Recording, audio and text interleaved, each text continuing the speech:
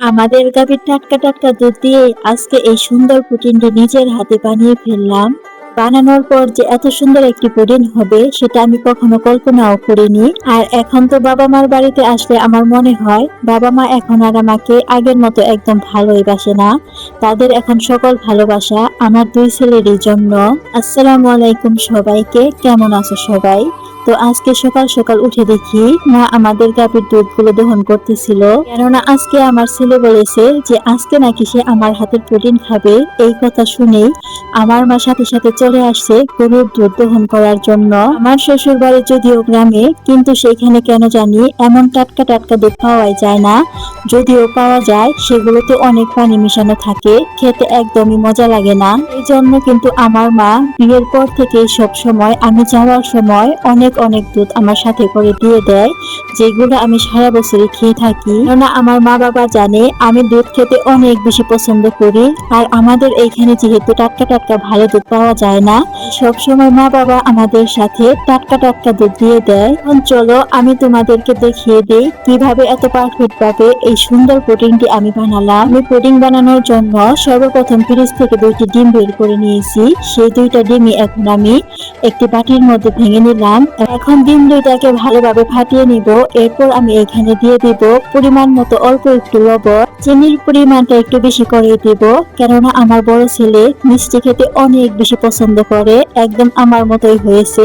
এখন সবকিছু ভালোভাবে মিশানো হয়ে গেলে এখন আমি এখানে দিয়ে দিব আমাদের গরুর খাঁটি দুধ। আর এখন বাজে দুপুর 12টা, আর এই দুধগুলো দহন করা হয়েছে সকাল 8টায়।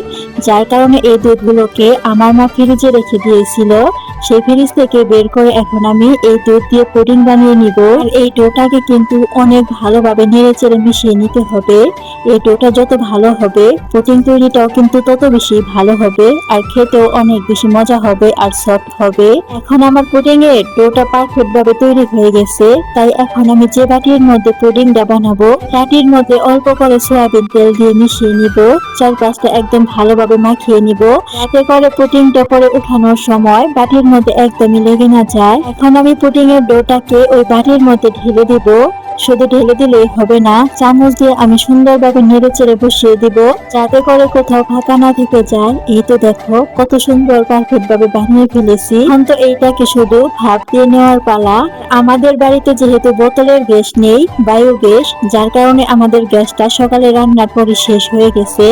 তাই এখন আমি এই পুডিংটাকে রাইস কুকারে বসিয়ে দিব। আমি প্রথমে পাত্রের মধ্যে অল্প একটু পানি দিয়ে নিয়েছি, তারপর সেখানে বসিয়ে দিয়েছি পাতিল রাখার কি বলে ওইটাকে ঠিক মনে নেই, ওইটার উপরে আমি এই বাটিটাকে বসিয়ে দিয়েছি। এই তো দেখো রাইস কুকারে বসানোর পর কত সুন্দর দেখা যাচ্ছে, একদম উপর থেকে সবকিছু দেখা যাচ্ছিল। এখন শুধু রাইস কুকার চালু দিয়ে দেওয়ার পালা। এখন আমি এটাকে প্রায় 30 মিনিটের মতোই রাইস কুকারে রেখে দিব। তো এখন আমি 30 মিনিট পর আবারও চলে আসলাম। আসার পর দেখি আমার পুডিংটা তো অনেক সুন্দর হয়েছে। এত সুন্দর হবে আমি তো কখনোই কল্পনাও করিনি, এত পারফেক্ট ভাবে হয়েছে। এখন আমি এটাকে জোড়াতে দিব। আর এইদিকে দেখি আমার বাবা বাজার থেকে আসলো। আর বাজার থেকে আসার সময় আমার দুই ছেলের জন্য অনেক ফল কিনে নিয়ে এসেছে। আসলে আমার ছোট ছেলেটা ড্রাগন ফল খেতে আর আম খেতে অনেক বেশি পছন্দ করে, যার কারণে আমার ছোট ছেলের জন্য এই 2টা ফল এনেছে। আর আমার বড় ছেলে শুধু কলা খেতে পছন্দ করে, যার কারণে আমার বাবা আমার ছেলের জন্য কলা নিয়ে এসেছে।